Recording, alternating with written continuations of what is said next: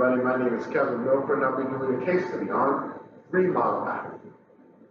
3 Mile Island is a nuclear power plant located in the Susquehanna Basin of Pennsylvania. For those who don't know what a nuclear power plant is, a nuclear power plant is an electrical plant which uses nuclear fission, usually with either plutonium or uranium atoms, to create energy. This energy is then used to heat up water, which is then turned into steam, and used to power turbines, which create electricity. For those of you who don't know where the Susquehanna Basin is, Google it. 4 a.m., March 28th, 1979. Unit 2 of TMI power plant, then owned by the Metropolitan Edison, one of the most happening power companies in the area, was at about 97% full power rating. For 11 hours, the maintenance crew had been working on a recurring minor problem. Residues used in several demineralizers were needed to be cleaned. There was a problem happening where they were clogging some of the resin pipes. In flushing the pipes, a slight problem occurred. Perhaps maybe a cup full of water backed up into one of the air pipes. Normally this wouldn't be a problem. However, the airline that the water backed up into was connected to the air system that also served the control mechanism of the large valves at the outlet of the demineralizers. Thus, it just so happened that these valves closed unexpectedly. Now, in most power plants, unexpected closings are not a detrimental aspect. However, this case was slightly different. The problem was that with water flow interrupted in the secondary loop, all but one of the condensate pumps turned off. That caused the main feed water pumps and the turbine to shut down as well. In turn, an automatic emergency system started up the auxiliary feed water pumps. However, with the turbines inoperative, there was little outlet for the heat generated by the fission process in the reactor. Now, this caused the pressure in the reactor to rise to over 2,200 pounds per square inch. Now, just to give a brief idea of what this means. This is a general schematic of what the nuclear reactor and water process around in the TMI plant would look like. And here you have the nuclear uranium or plutonium loss creating the fission, which then heats up a highly pressurized circuit of water. This circuit of water cycles through on the inner loop, but it's so heated that an outer loop of water, usually coming from the river, is able to be heated and turned into steam, which powers the turbine. Now, what happened was, because of the valves closing, there was no cooling water entering into the nuclear reactor. Now, the thing with nuclear reactors and fission is there's a lot of heat produced. You have to have a continuous stream of cooling water going in, or this is going to reach uncontrollable temperatures. Now, what happened in this situation is that it's exactly what happened. Now, up until this point, the plant was still under control, and all the main systems that would have needed to go off went off, including the scram. Now, a scram is a term used in the nuclear world. It's usually an acronym. Basically, what happens with a scram is there are many rods filled with a certain type of material either below or above the nuclear reactor. Now, if there's a problem in the nuclear reactor that can't be fixed, a scram will occur. Now, what happens with the scram is these rods shoot up into the nuclear reactor. Now, because they're in the way of the nuclear fission, the atoms will stop bouncing against each other, and thus the nuclear reaction process will stop, or in most cases, simply slow down. So, when the system found out that there was not enough cooling water going in, a scram was activated. The rod shot up, and all the fission process that was happening inside stopped. You know, scram is kind of like when you're hanging out with your friends, and you're all having a jolly old time getting together, creating some heat, and then that one person that no one really likes comes in, and everyone kind of just stops.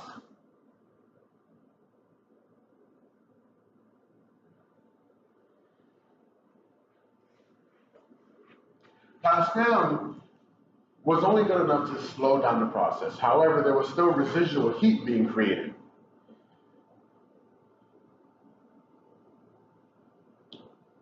Along with that, there was another problem that no one was paying attention to.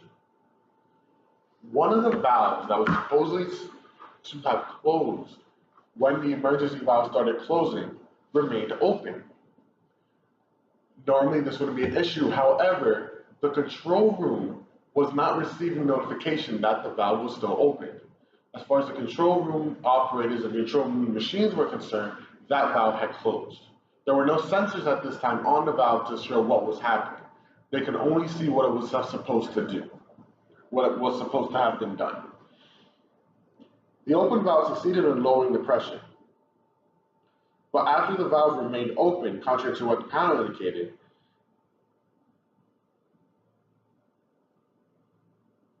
this created a slight problem because this was the only problem they currently had in list. Everything else was running at normal operation. The auxiliary pump that had been started automatically could not supply the auxiliary feed water because of a block valves had inadvertently left closed after maintenance work done on them 2 days earlier. Without feed water in the loop, the steam generator boiled dry. Now there was no heat removal at all from the reactor. Since the reactor had not yet cooled down, and even with the control rod shutting off the main fission reaction, there would still be considerable heat produced by the continual radioactive decay of the waste. Now, loss of water in the reactor caused one of the groups of pumps to start automatically. Another one of these pumps was started by the operators to rapidly replenish the water supply from the reactor core. Soon thereafter, the emergency core cooling system went into operation in response to the low reactor pressure. Now, low reactor pressure can promote the formation of steam bubbles that reduce the effectiveness of heat transfer from the nuclear fuel to the water. Now, there is a pressurizer that is designed to keep the reactor water under pressure. However, the fluid level and pressurizer was also used as an indirect and the only means of measuring the water level in the reactor. With temperatures going up that high, and with many of the operators not knowing that there were incorrect valves being opened and closed, even with the nuclear fission process being slowed down, there was simply too much heat in the reactor. And it was causing way too many problems with the protective systems. It was more than the systems could handle. Even after everyone was already cooling down. The system had been going, the heating had been going on for too long after they had realized what was happening. The system in the reactor vessel caused the fluid level and pressurizer to rise. The operators, thinking they had resolved the problem and that they now had too much water in the reactor, shut down the emergency cooling system in all but one of the reactors, one of the pumps, one of the emergency pumps. That's when they decided it would be a good idea to start draining the water. When you walk into TMI, the actual facility, if you're on tour and you have permission, you are allowed to go up into the Unit 2 control room. In the Unit 2 control room, it is completely blacked out. All the panels have been covered with a black plaster, except for one switch. There's one switch that juts out through the black plaster. That is the switch that they use to cool down the emergency feed water. After looking back on the situation and taking a look at what could have been done differently, they found out that that one switch could have made the biggest difference. Had that one control room operator left that switch in the position it had been in before, the entire TMI incident would have been avoided. However, there was no name, no proper protocol, called for proper protocol, and it was up to the discretion of the operators in the situation they were in. Looking back on it now, we can say a lot, but you cannot blame them for what they were thinking then. Now with them draining water from an overheated reactor core, already the reactor was not going to go over well. At this point, they were still unaware of the water escaping through the open release valve. Though they assumed some leakage, they just chalked it up to high temperature in the readings. It seemed like just something normal in the system, nothing to be worried about. Boy, were they wrong. The steam bubbles in the reactor water covered much of the fuel. The top of the fuel rods began to crumble.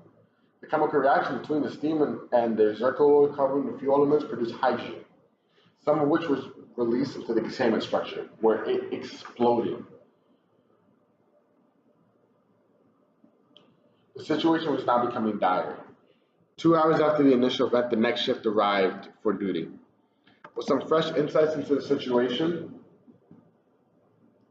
the relief valve was deduced to be open. Blocking valve 9 of the relief line was then closed by the crew. Soon thereafter, with radiation levels in the containment building rising, a general alarm was sounded. But there had been telephone contact with the Nuclear Regulatory Commission, as well as the Babcock and Wilcox, who had built the reactor facility. No one answered at NRC's regional office, and a message had been left. The fire chief of the nearby Middletown was to hear about the emergency on the evening news. No one even attempted to contact them.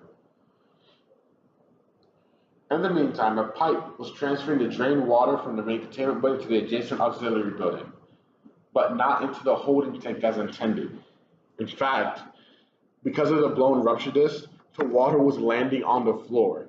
You'd ask if things could possibly get any worse. When there was an indication of sufficient airborne radiation in the control room to force evacuation, all but essential personnel wearing respiratories stayed behind. Now, the respiratories make communication very difficult. Let's not understand, this is water that's been contaminated with nuclear radiation just leaking onto the floor in one of the adjacent buildings.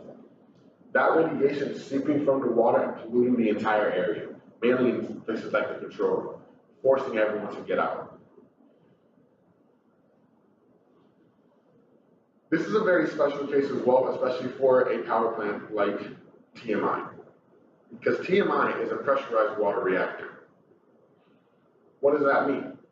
Like we saw on the slide before, water heats water.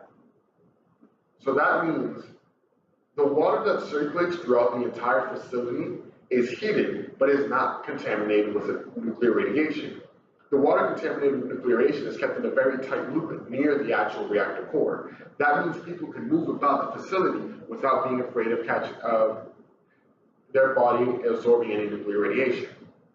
So that means anyone in the facility is in no way prepared for any form of nuclear radiation being leaked anywhere.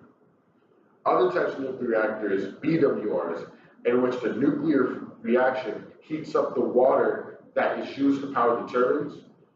Since everyone knows there's water moving through that's nuclearly radiated, they all carry devices on them so that they know if there's nuclear radiation penetrating their body. Had this been a BWR, everyone would have seen the numbers going up way too quickly on their own, but it would reduce faster. Now in this scenario, this situation, they were able to figure out fast enough that there was nuclear radiation going around the building to get everyone else at least in time. However, this is still a very serious situation, especially with the nuclear reactor core melting.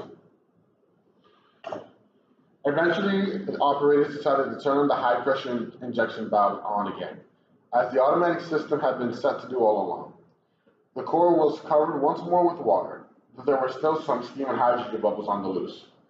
13.5 hours after the start of the episode, there was finally hope of getting the reactor under control.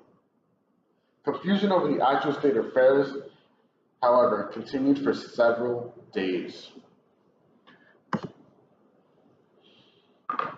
This was a very detrimental incident to the entire nuclear power industry in America. Although most downwind cancer rates were kept to a minimum, there was no increase in cancer rates downwind of the nuclear facility. The casualties inside the incident were minimal, if any. However, there was still a whole mess happening afterwards. Looking back at 3 Mile Island, there was a lot of issues found with the interior design. For example, exits for personnel inside were very difficult to find, and people was just a little confusing.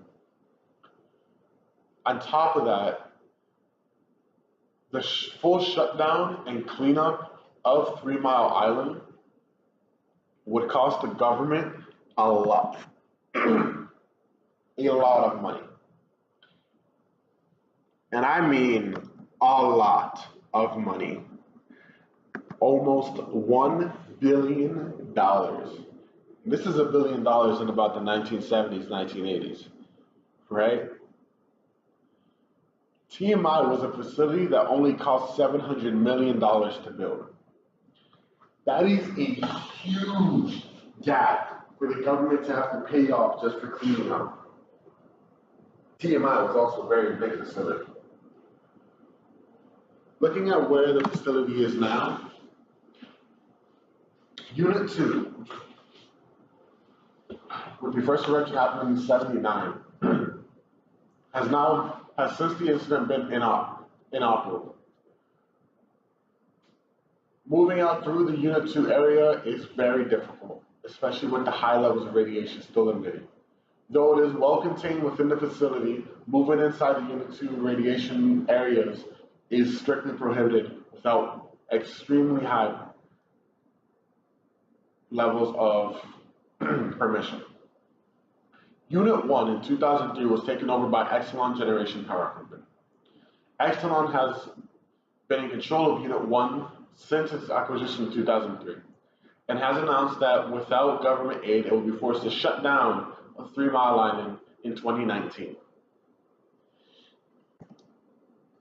There was a lot to take away from the incident of 3 Mile Island, including the merging of new groups consisting of CEOs from all the major nuclear power plant companies in the nation. Everyone coming together looked back on the incident and came up with new technologies and ideas to help make sure another incident like TMI doesn't happen again in the United States, including sensory arrays that would tell you what was happening instead of devices that would tell you what was supposed to happen. In today's day and age, that sounds like something that would have been a no-brainer, but back then, it wasn't thought of because they didn't assume that would be an issue. But anyway, never had an issue like this to go off before. TMI again is set to shut down in 2019, but for all the personnel currently on, they've already been assigned and relocated to new facilities. The building will be looked over and made sure that inborn radiation is contained, and there are plans to decommission the entire site and rebuild a new facility on it in the next decade or so. Information for this presentation was found from the textbook, as well as from personnel that were personally interviewed at the TMI site, as well as Exelon personnel that was able to personally contact from previous internships. All right, thank you all for watching my presentation. And keep the valves on, guys. They're needed.